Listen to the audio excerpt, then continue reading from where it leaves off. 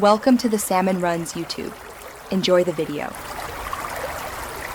In this video, I will explain how to change a Chevy Equinox headlight bulb. First, make sure your vehicle is turned off and the engine has cooled down. You'll need a new headlight bulb and a flathead screwdriver. Begin by opening the hood and locating the headlight assembly, which is positioned behind the front bumper. This initial preparation ensures a safe and smooth replacement process. Next, you'll need to remove the headlight assembly itself. Use your flathead screwdriver to carefully remove the two retaining bolts located at the top of the assembly. Once the bolts are out, gently pull the entire headlight unit forward to release it from its clips. Finally, disconnect the electrical connector from the back of the assembly by pressing the tab and pulling it free. Now it's time to replace the bulb.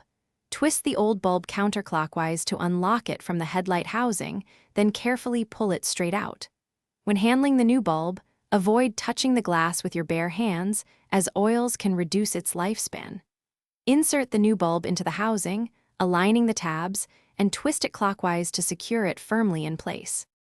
To finish up, reconnect the electrical connector to the back of the headlight assembly, ensuring it clicks securely.